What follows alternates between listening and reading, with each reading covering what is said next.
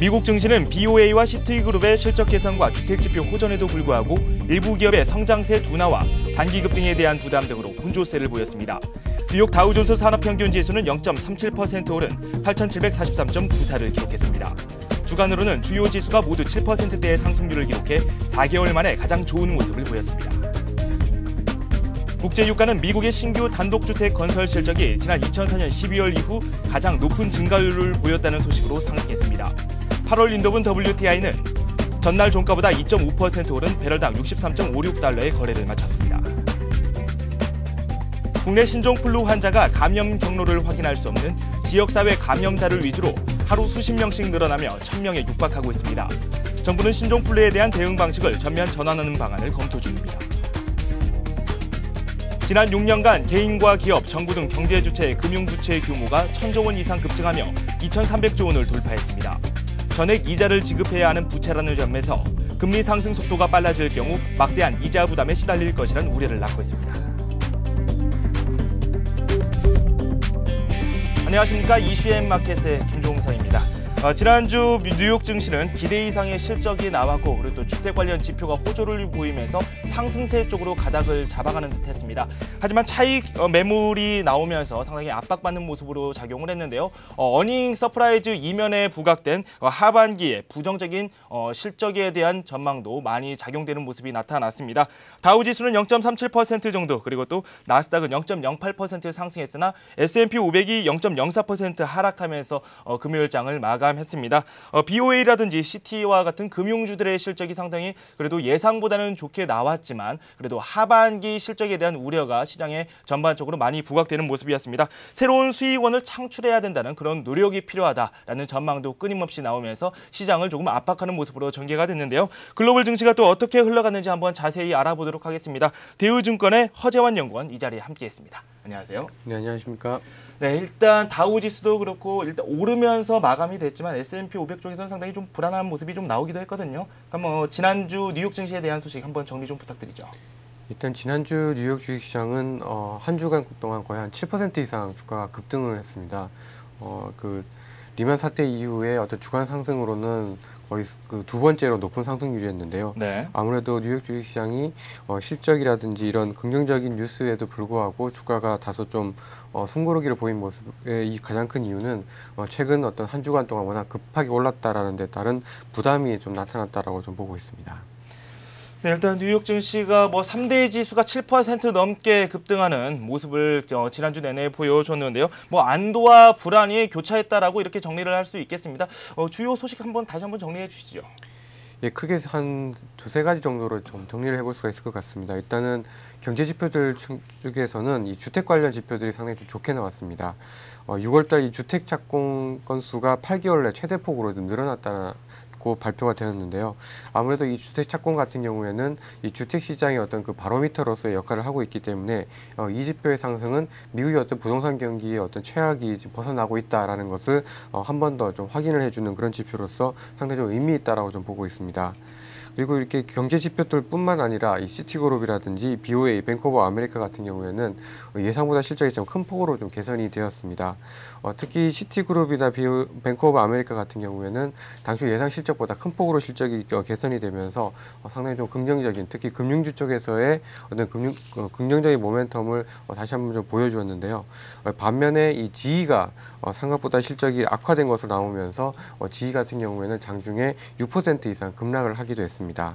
아무래도 이 주택 관련 시장의 어떤 긍정적인 지표 그리고 이 금융주들에 대한 어떤 긍정적인 실적에 대한 기대감이 주가의 어떤 상승 모멘텀을 유지시켜 줬습니다만 이 지이 같은 이 굴뚝주들의 어떤 종목들의 실적이 악화되면서 이번 주 즉 이번 주에 나타날 기업들 실적에 대한 어떤 기대감이 다소 훼손이 되면서 주가는 큰 폭으로 상승하지 못하고 오히려 조금 상승폭이 줄어드는 모습을 보여주었습니다.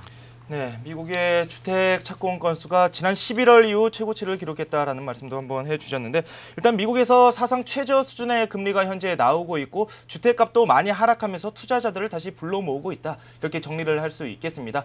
이와 함께 미국에서도 기업들의 실적이 상당히 그래도 좋게 나오고 있지 않습니까? 실적 관련 소식도 함께 전해주시죠. 예, 최근 들어서 미국의 기업들의 실적이 좋게 나오면서 주가가 상당히 좀 좋은 편입니다. 지난주에 발표된 인텔이라든지 골드만삭스라든지 이런 기업들 실적이 나오면서 미국과 유럽 주식시장의 상승세를 지금 견인을 하고 있는데요. 일단 이러한 반등은 조금 더 이어질 수 있다라고 좀 보고 있습니다만 이 반등의 강도는 시간이 갈수록 조금 더 약해질 것으로 예상을 하고 있습니다. 일단은 실적이 전반적으로 개선이 되고 있다는 것만큼은 분명해 보입니다. 일단은 경기, 그다음에 기업들의 상황이 최악을 지금 벗어나고 있는 그런 상황인데요. 역시 그 실적을 결정하고 있는데 가장 중요한 지표라고 할 수 있는 이 거시 지표들이 지금 현재 경기에 대한 기대 수준을 좀 높여주고 있는 그런 상황이다라고 보고 있습니다. 네. 다만 크게 두 가지 측면에서 보면 향후 실적의 어떤 그런 개선 폭은 조금 줄어들 수 있다라고 보고 있는데요. 일단 첫 번째는 이 실적이 개선되는 폭이 2분기 이후에는 다소 줄어들 것으로 예상이 되고 있습니다. 아무래도 2분기까지는 이 정책 그리고 이 재고 감소에 대한 효과가 크게 나타나는 국면이다라고 말씀을 드릴 수가 있는 반면에 이 3분기부터는 점차 그 효과가 좀 줄어들 수가 있을 것 같습니다. 지금까지 실적들을 주로 발표한 기업들은 IT하고 금융주들인데요. 이 금융주들은 사실 지난해 실적이 거의 지옥에서 탈출한 기업들이 많기 때문에 실적이 개선이 되는 것은 다소 어떻게 보면 당연하다라고 좀 인정을 해볼 수가 있을 것 같습니다. 근데 문제는 향후 은행이라든지 이런 금융 투자에 대한 규제가 상당히 좀 강화될 것으로 예상이 되고 있는 만큼 이 과거와 같은 폭발적인 실적 개선이 지속이 되기는 다소 어렵지 않나라고 좀 판단을 해보고 있습니다. 그리고 두 번째 이유는 이제 기업들의 실적 개선의 이제 그 질적인 측면, 즉 내용적인 측면인데요. 지금까지 미국 기업들의 실적이 개선된 것은 단적으로 이 비용이 감소되었다라고 좀 볼 수가 있을 것 같습니다. 사실 이제 기업들의 이익이 늘어나는 부분들을 크게 두 가지로 분석을 할 수가 있는데요. 첫 번째는 이제 매출이 늘어서 이어지는 이제 외형 성장, 그리고 두 번째는 이제 비용이 줄어들어서 나타나는 이제 실적 개선, 이 두 가지가 있는데 아무래도 이 그 ROE를 비롯한 재무제표 측면에서 보면 이 비용 감소에 의한 효과가 훨씬 크다라는 것을 알 수가 있습니다. 지금까지 미국 기업들 같은 경우에는 이 금융 비용이 사상 최저 수준까지 떨어졌고 또 원자재 가격이 지난해 대비해서 큰 폭으로 하락을 하면서 이 기업들이 비용을 줄이기에 상당히 좀 유리한 구조로 진행이 되었다라는 것을 알 수가 있습니다. 그러나 이제 보다 중요한 어떤 매출 증가는 사실 일부 기업들에만 지금 국한이 되어 있는 그런 상황입니다. 예. 그래서 지금까지는 대부분의 기업들이 어떤 동반 랠리를 보일 수 있는 그런 환경이었습니다만 이번 2분기 실적 발표 이후에는 가면 갈수록 상승 종목 수는 오히려 좀 줄어드는 그런 모습들을 보여주지 않을까라고 생각을 하고 있습니다. 즉 매출이 늘어나면서 수요가 살아있는 그런 기업들하고 이 경쟁력이 있는 그런 기업들하고 여러 이제 어떤 비용 측면에서의 감소가 동반 같이 나타나면서 실적이 같이 어떤 그 회복이 되었던 그런 기업들과의 차별화가 상당히 좀 많이 진행이 될 것으로 예상을 해보고 있습니다. 네, 비용 감소에 대한 말씀을 해주셨습니다. 그 수익 창출 능력에 대해서 상당히 미국 기업들이 의문을 많이 낳고 있습니다. 그만큼 새로운 사업도 어떻게 펼쳐나가야 할지에 대한 그런 궁금증도 많이 낳고 있다, 이렇게 정리를 할 수 있을 텐데요. 대출 연체율도 상당히 높아지고 있는 점도 큰 부담으로 현재 작용하고 있는 시점입니다. 이와 함께 미국의 기업 실적 발표, 이번 주도 계속해서 이어지지 않습니까? 네. S&P 500 기업에서 한 30%에 가까운 그런 기업들이 실적 발표 예정돼 있고 다우에서도 한 40% 정도의 기업이 이번 주에다 실적 발표가 몰려 있어요. 네, 그렇습니다. 사실 이번 주 월요일하고 금요일에는 그 대형 기업들의 실적 발표는 그렇게 많지는 않은 편이고요. 이제 화수목 21일과 22일, 23일에 걸쳐서 미국 주요 기업들 실적이 발표가 됩니다. 특히 21일 같은 경우에는 이제 애플과 뭐 캐터필러, 그다음에 그 코카콜라, 야후 이런 기업들이 실적을 발표를 하게 되고요. 22일에는 모건 스탠리, 그다음에 펩시콜라, 그다음에 웰스파고라든지 그다음에 그 알트리아 같은 그런 기업들이 실적을 발표를 하게 됩니다. 그리고 23일에는 3M, 아마존, 포드, 마이크로소프트, 그다음에 뉴코어 같은 최강 기업들의 실적도 발표가 되게 되는데요. 아무래도 지난주와 비교해 봤을 때 이번 주 그 실적을 발표하는 기업들 특징은 이 굴뚝주들, 구경제주들이 많다라는 것을 알 수가 있고, 이에 따라서 이 다우 지수에 포함되어 있는 기업들 실적이 상당히 좀 많이 포함이 되어 있는 그런 상황입니다. 그리고 이 애플이라든지 야후라든지 마이크로소프트와 같은 이 IT 기업들도 이제 좀 눈에 띄는 그런 상황인데요. 아무래도 이 IT 기업들 같은 경우에는 최근에 어떤 경기 급락, 그 급격한 하락의 영향에서 다소 조금은 비켜 있는 반면에 이 굴뚝주들 같은 경우에는 글로벌 경제에 크게 노출이 되어 있기 때문에 이 굴뚝주들에 대한 어떤 그 구경제주들에 대한 실적 부분은 지 실적에서 나타났듯이 다소 좀 부담이 될 수 있다라고 좀 보고 있습니다. 네, 과연 위축된 소비가 기업 실적에 어떤 영향을 미칠지에 대해서도 상당히 관심을 많이 낳고 있습니다. 이 밖에도 미국 증시 외에도 중국 증시에 대해서도 관심이 상당히 많이 가고 있는데요. 최근 들어서 아시아 증시도 상당히 좋은 흐름을 보여주고 있습니다. 중국 증시 같은 경우는 일본 증시의 시총을 제치는 그런 모습을 보여주기도 했거든요. 아시아 증시 왜 이렇게 강한 모습을 보여줄까요? 예, 가장 큰 이유는 역시 한 두 가지로 좀 조약을 해볼 수가 있겠는데요.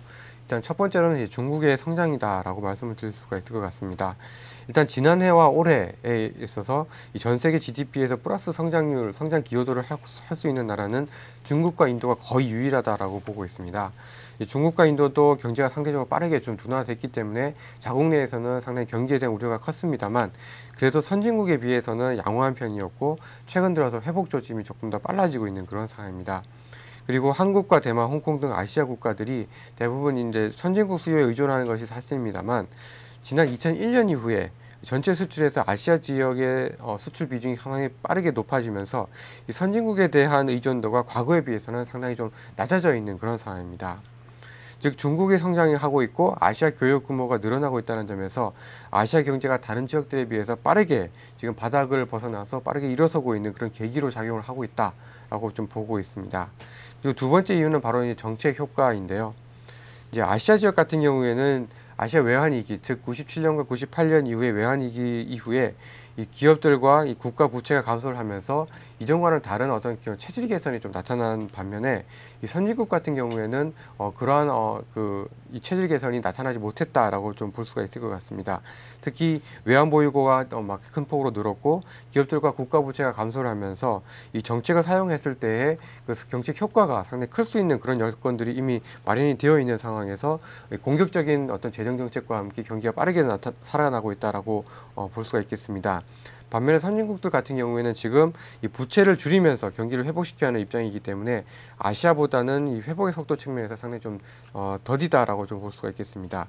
이러한 이유 때문에 이 디커플링에 대한 논란이 조금씩 나오고 있는 그런 상황인데요. 이 아시아 증시가 상당히 미국이라든지 유럽에 비해서 완전한 디커플링을 기대하기는 어렵습니다만 상대적으로 좀 나아할 수 있는 그런 여건들은 분명하다라고 좀 말씀을 드릴 수가 있겠습니다. 네, 일단 상대적으로 강세를 계속해서 유지할 것이라는 전망까지 내놓아 주셨습니다. 이와 함께 이번 주에 저희가 살펴봐야 할 주요 경제 변수가 있다면 어떤 게 있을까요?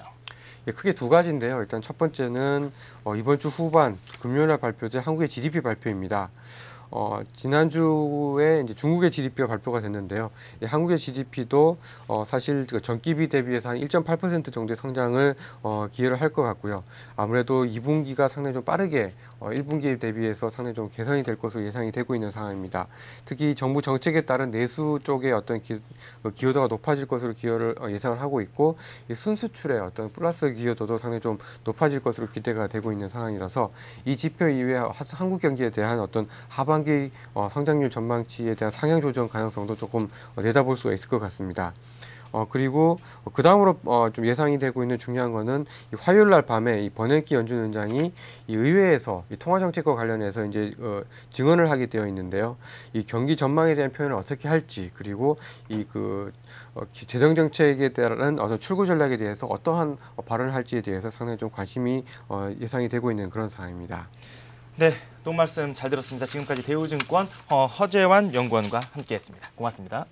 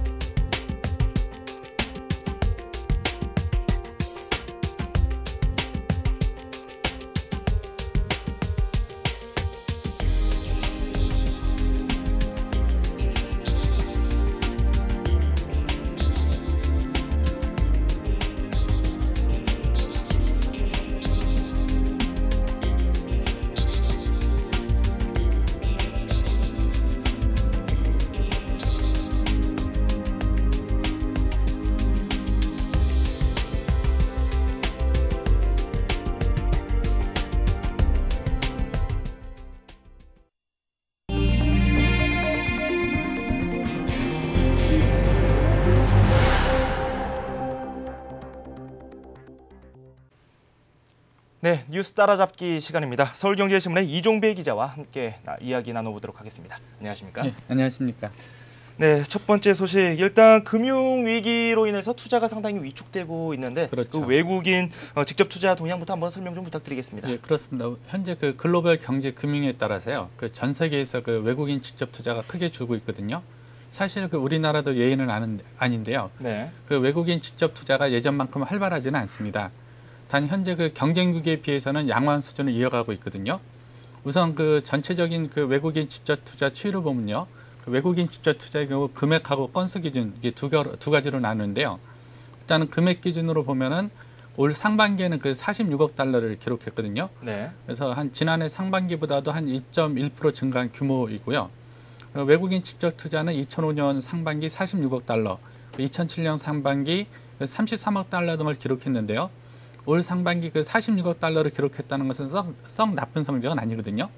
단 이제 그 건수 기준으로 보면은 올 상반기 지난해 상반기보다 한 15%가량 줄었지만요. 그 금액 기준으로 보면은 그 소폭의 증가세를 실현한 것 자체만으로도 경쟁국보다는 양호하다 이런 평가를 내릴 수 있을 것 같습니다. 네, 그렇군요. 그런데 좀 특징적인 점이 그 일본 자금이 국내 시장에 좀 많이 들어오고 있다라는 이야기인데요. 일본이 그 국내 중소기업들을 많이 사들이고 있다죠? 예, 그렇습니다. 그 지적하신 대로 그 금융위기 가운데서도 그 한국의 그 외국인 직접 투자가 그나마 그 소폭 증가한 데는 단연 그 일본의 힘이 컸거든요. 네. 그 우리나라 그 외국인 직접 투자의 경우 그 미국, 일본, EU 이 3개국이 한 60에서 70%를 차지하고 있습니다. 국가별로 이제 그 외국인 직접 투자 현황을 보면요. 올 상반기 이제 미국이 한 6억 달러 가량 투자했거든요. 네. 이게 그 전년 동기에 비해서 한 마이너스 12.8% 줄어든 규모입니다. 그 EU도 올 상반기 한 18억 달러를 투자했는데 이 역시 그 마이너스 16.2% 감소한 규모거든요. 그 반면 이제 일본만 크게 늘었거든요. 그 일본은 올 상반기에 그 11억 7천만 달러로 투자했는데요. 그 전년 동기간보다 무려 82.6% 증가했습니다. 네. 그 한마디로 그 올 상반기 외국인 직접 투자는 일본에서 사실상 주도됐다 이런 표현을 써도 무방할 것 같습니다. 네, 일단 일본 같은 경우는 엔고 현상 때문에 상당히 어려움을 많이 겪고 있습니다. 그렇죠. 뭐 이런 예. 위기를 또 하나의 기회로 작용하고 있는 그런 모습이라고 정리를 할 수 있을 것 예, 같긴 한데요. 그렇습니다. 예. 네, 일단은 우리 입장에서 조금 우려가 되는 게 그 국내에 있는 부품 소재 기업들을 상당히 일본에서 많이 관심을 두고 있다는 점에서 우려가 많이 낳고 그렇습니다. 있죠. 그 일본 기업들이 현재 그 집중적으로 사들이는 기업은 중소기업이고요. 네. 또 그 중에서도 이제 부품 소재 파트가 대부분인데요. 올 상반기 산업별로 그 외국인 직접 투자를 보면요, 그 서비스와 금융은 줄었습니다. 네. 그 서비스와 금융은 줄고 그 제조업은 증가했는데요. 그 제조업 중에서도 그 전기, 전자, 뭐 기계, 장비 이런 분들 30% 이상 늘었거든요. 그 한마디로 그 일본 기업의 국내 중소기업 매입이 그 부품 소재 기업이 한정돼 있다 이렇게 볼 수 있는데요. 그 주요 사례를 보면은 일본의 그 후지키라는 회사가 있는데요. 네. 이 후지키라는 회사는 그 우리나라 그 반도체 장비 회사인 그 태강 SCT를 매입을 했습니다. 이 회사는 이제 국내 그 반도체형 배관 및 그 밸브 분야에서 한 70% 이상을 차지하는 회사는 알짜 회사거든요. 또 일본의 그 교세 라미타라는 그 회사가 있는데요. 이 회사는 그 사무 자동화 기기 업체인 청호 오에시스를 사들였고요. 네, 고데시라는 회사는 LED를 생산하는 나라이존을 매입했거든요. 현재 이런 그 국내 중소기업은 어떤 많은 한계에 부딪혀 있지 않습니까? 네. 한계에 부딪혔는데 말씀하신 대로 일본 기업도 웬고가 있고요. 그래서 일본 기업 같은 경우는 웬고에다가 그 수입선 다변화 이런 것들을 동시에 노리다 보니까 상대적으로 기술력도 있고 그 인건비도 싼 우리나라 중소기업에 많은 관심을 갖고 있는 것 같은데요. 하여튼 국가 전체적으로 봐서도 기술력 있는 뭐 중소기업이 외국의 손에 넘어간다는 것은 그렇게 좋지 않은 것은 현실입니다. 네, 그동안 부품 소재 관련해서 일본과 우리나라 간의 그런 기술력 차이 때문에 상당히 걱정을 많이 했는데 우리가 키우는 그런 알짜배기 기업이 일본에 손쉽게 넘어간다고 하니까 상당히 우려가 되는 그렇습니다. 부분이네요. 그 부품 소재 파트에서 옛날엔 기술력 차이가 꽤 컸는데요. 네. 사실 이제 기술력이 많이 앞서 있고요. 또 일본 입장에서도 일본의 인건비라든지 이런 게 많이 올라가지 않았습니까? 네. 일본 입장에서 아웃소싱 할 때 가장 좋은 나라가 대만하고 우리나라입니다. 그렇기 때문에 그 일본 입장에서는 우리나라에 더 눈독을 들일 수밖에 없는 상황이 좀 나타나고 있습니다. 네, 그렇군요. 상당히 좀 심각한 상황이라고 이야기를 드릴 수 있겠습니다. 이어서 다음 소식도 한번 알아보도록 하겠습니다. 정부의 숨은 재원 찾기가 계속해서 벌어지고 있습니다. 증세에 관련된 이야기도 상당히 많이 나오기도 했는데 그렇죠. 또 감세 쪽으로 또 방향을 또 틀어가는 모습이죠. 예, 그렇습니다. 그 지금 부족한 재정을 충당하기 위해서 정부가 여러 그 증세 방안을 꺼내놓고 있지 않습니까? 네. 이 과정에서 또 여론 반대에 부딪혀서 취소되고 이렇게 연기되는 사례가 많은데요. 어제 일요일에도 그 정부하고 당정이 증세 방안을 놓고 여러 가지 협의를 했습니다. 근데 현재 증세 방안을 흘러가는 모양새를 보면은 부자나 대기업에 대해서 세금을 강화하자 이런 방향으로 흘러가고 있는데요. 일단은 현재 논의되고 있는 내용을 보면요. 정부가 강력히 추진했던 그 주류세와 담배세 인상은 당분간 보류하기로 했고요. 네. 워낙 반대율이 심해서 이제 추진하기 어려운 상황이 됐습니다. 전세보증금에 대한 임대소득세 과세는 예정대로 추진하되어 대상을 서울과 수도권에 3주택 이상 보유자면서 전세금 합계가 3억 원 이상 이 대상자로 한정을 하기로 했습니다. 아울러 부동산 임대사업자의 경우 현재 개별 사업장별로 과세가 되고 있거든요. 이거를 인별 합산과세로 바꾸는 게 논의되고 있고요. 또 의사, 변호사 등 고소직 전문직 종사자의 경우 300만 원 이상의 현금 수수 거래를 할 경우 반드시 현금 영수증, 세금 계산서 등 증빙서를 제출하라. 이렇게 좀 바뀌고 있거든요. 네. 반대로 이제 당초 계획된 상속 증여세 인하는 유보키로 결정을 했고요. 사실 정부가 고소득층을 대상으로 한 숨은 세원천기에 나서면서요. 세제 정책 방향이 부자 감세, 서민 증세 논란을 피해서요. 부자 증세, 서민 감세로 가닥을 잡아가고 있습니다. 네, 일단 누구를 위한 증세이고 누구를 위한 감세인가라는 그런 논란을 많이 일으켜내기도 했습니다. 상당히 그에 대한 관심도 많이 커지고 있는 상황이라고 정리를 할 수 있을 텐데요. 일단 이런 방안들이 제대로 또 이루어질지에 대한 관심도 상당히 커지고 있거든요. 그렇죠. 의견이 상당히 분분하다는 예, 소식이죠? 그렇습니다. 일단은 이게 국회에서 논의되고 국회 논의 과정을 통해서 결정이 돼야 되는데요. 하지만 최근 어제 국회 기획재정위원 26명을 대상으로 설문조사를 해봤거든요. 네. 근데 찬반 의견이 좀 많이 맞서있습니다. 우선은 정부는 법인세, 소득세의 경우 당초 예정대로 인하를 한다 이런 예정인데요. 하지만 국회 기획재정위 26명 중 절반이 넘는 61.8%가 인하 유보를 반대를 했고요.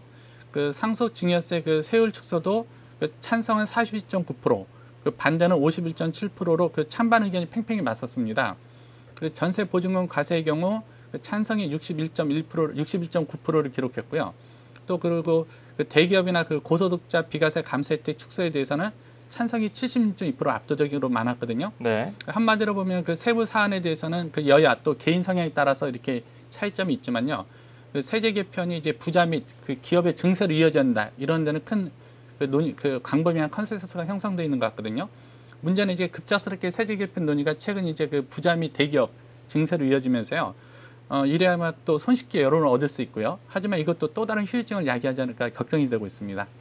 네, 참 다양한 의견도 나오고 있고 이 찬성과 반대가 이렇게 팽팽하게 갈리면서 국민들은 조금 혼란스러울 수밖에 없을 것 같습니다. 이번에는 부동산 관련 이야기입니다. 부동산에서 전세 법칙이 깨지고 있다라는 이야기가 또 나오고 있는데 그렇죠. 무슨 이야기입니까? 예, 사실 전세 시장에서는 수십 년간 이론적으로 뒷받침하기 어려웠지만 계속 매년 반복되는 현상이 나타나고 있었거든요. 네. 이런 반복되는 현상 중에 일부가 좀 깨지고 있는데요. 세부 사항을 보면요. 현재는 우선은 전세값이 뛰면은 매매값도 덩달아 상승하는 게 일반적인 현상이었는데 네. 최근에 구매력 감소 등으로 전세가 매매가가 다르게 나타나는 현상이 있고요. 두 번째로는 학군이 높은 지역에서 높은 전세가가 형성이 됐거든요. 하지만 최근에는 학군보다는 학원이 전세 수요에 큰 영향을 미치고 있고요.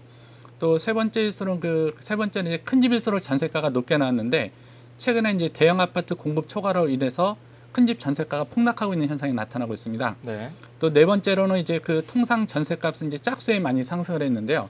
최근에는 이렇게 대규모 개발들이 많이 일어나면서 굳이 짝수가 아니더라도 홀수에 특정 시에 이렇게 전세값이 상승하는 현상이 나타나고 있습니다.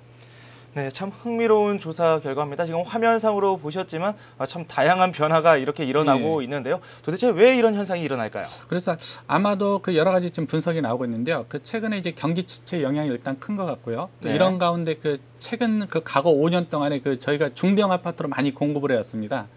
그러니까 최근에 경기 침체에다가 중대형 아파트 공급을 하다 보니까 중대형 아파트 가격이 폭락을 하고 있고요. 네. 또 예전에는 전세를 하고 매매를 사는 수요가 많았거든요. 네. 하지만 꺾고 최근에 구매력 감소로 해서 전세를 안고 매입을 하는 수요가 줄면서 이런 현상이 나타나고 있는 것 같은데요. 사실 전세는 현재 시세고요. 매매는 미래 시세인데요. 전세 시장이 이렇게 새로운 흐름이 만약에 굳어진다고 하면요. 매매 시장에도 큰 영향을 미칠 것 같은데요. 새로운 트렌드로 굳어질지는 좀 더 지켜봐야 될 것 같습니다. 저희가 아마 외환위기 때 한창 이런 얘기가 나왔거든요. 전세 시장이 이제 없어진다. 네. 전세 대신 월세가 성행을 한다. 이런 얘기가 있었지만 결국에는 전세로 다시 해결했거든요. 현재 나타나고 있는 흐름이 어떤 새로운 트렌드로 굳어질지 아니면 일시적인 현상일지 좀 더 지켜봐야 될 것 같습니다. 네, 지배에 대한 인식도 어느 정도 많이 변한 것 같습니다. 이에 따라서 이에 관련한 여러 가지 소식들도 많이 나오고 있는 상황인데요. 네, 지금 이렇게 해서 부동산 소식까지 한번 알아보도록 하겠습니다. 네, 도움 말씀 고맙습니다. 네, 감사합니다.